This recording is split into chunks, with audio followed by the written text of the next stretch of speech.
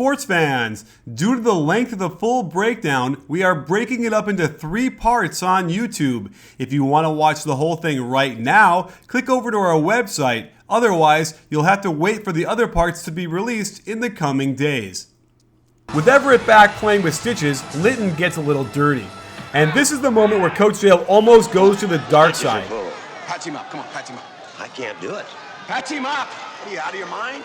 Everett is clearly too injured to play, his stitches are loose, and even though the doctor can't do anything, Coach Dale still wants him to play.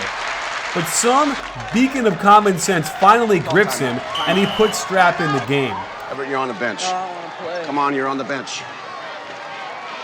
Strap, you're gonna play forever. Don't shoot the ball unless you're under the basket all by yourself, understand? Team! Let's go, guys, come on.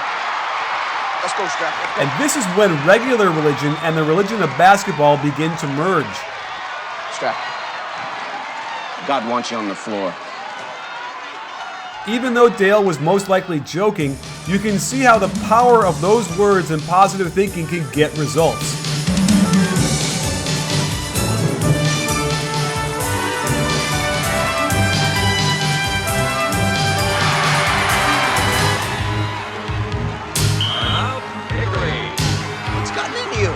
Lord, I can feel his strength.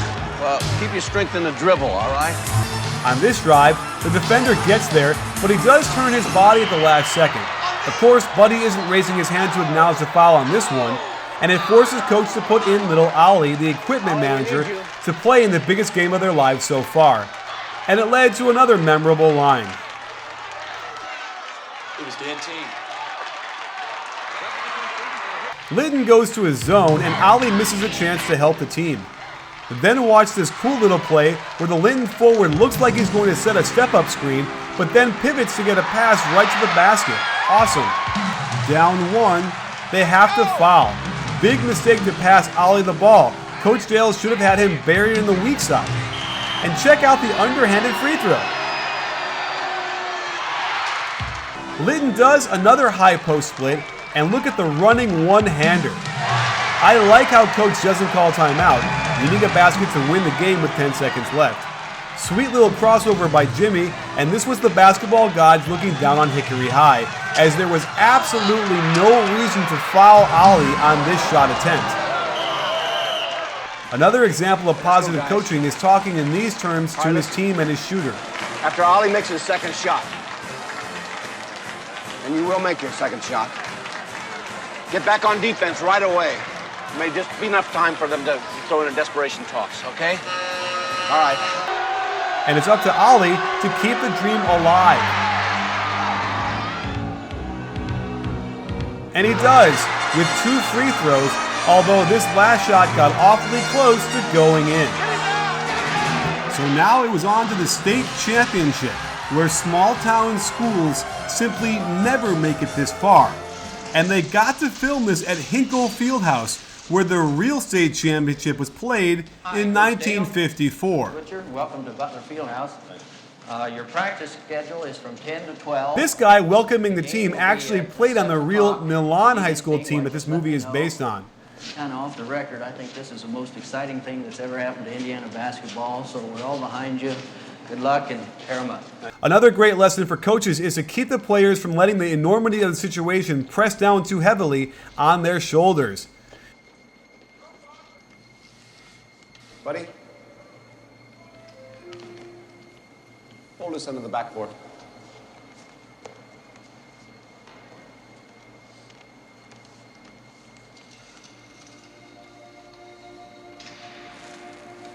What is it?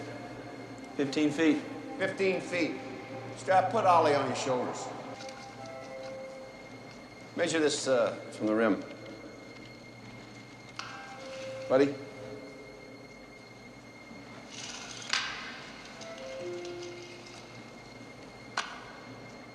How far? 10 feet. 10 feet.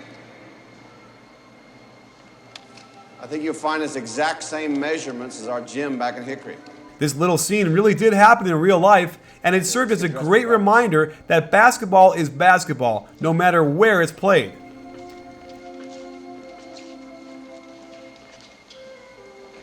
It is big. kick. As the team prepares, Coach seems to welcome the biblical passages now, accepting how similar basketball and religion truly are. And David put his hand in the bag and took out a stone and slung it. And it struck the Philistine on the head, and he fell to the ground. And certainly using the David and Goliath theme was appropriate, as their team had to go up against a great team from a huge school.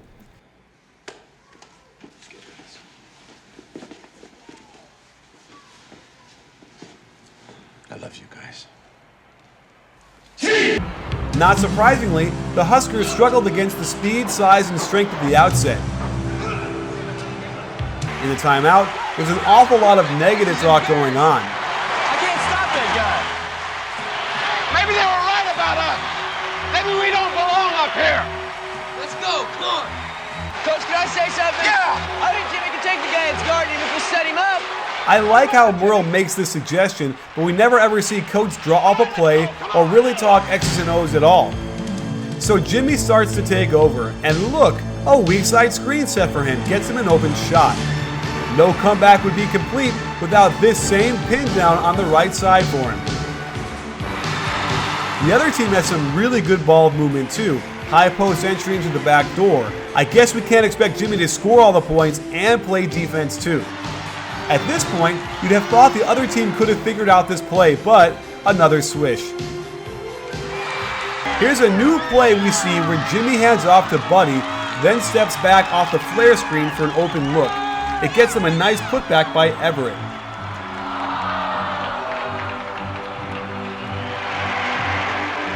It might have taken the whole movie and them being down 6 with 2 minutes left, but they finally run their best set, which looks a bit like triangle with the high post entry. 2 cutters going through, including Jimmy, who down screens for Buddy. But now watch this beauty.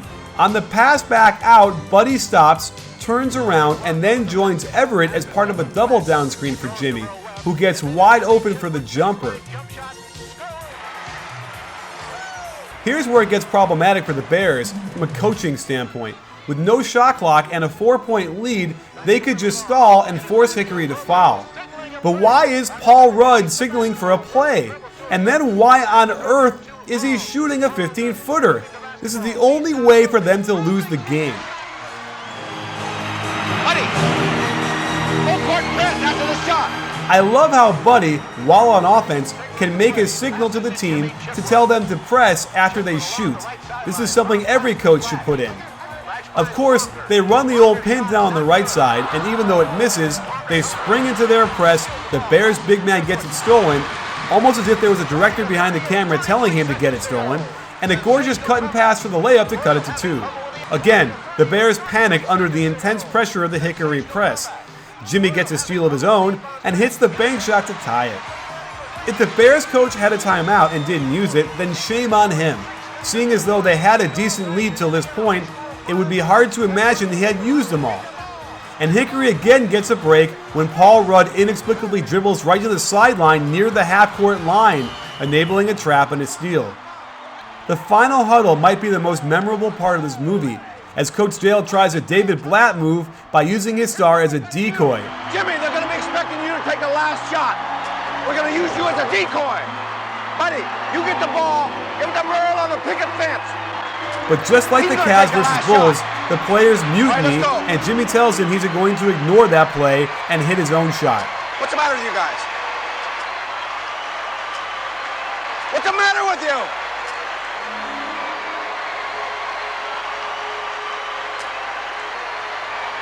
I'll make it. All right. Buddy, get the ball to Jimmy, top the key. Rustin, spread the floor. Let's go. So here's the culmination of Coach Dale's education into his church of basketball. A no-pass isolation out on top for his first option. I'd say he should start attacking with 10 seconds left, but this is good defense without fouling and simply better offense.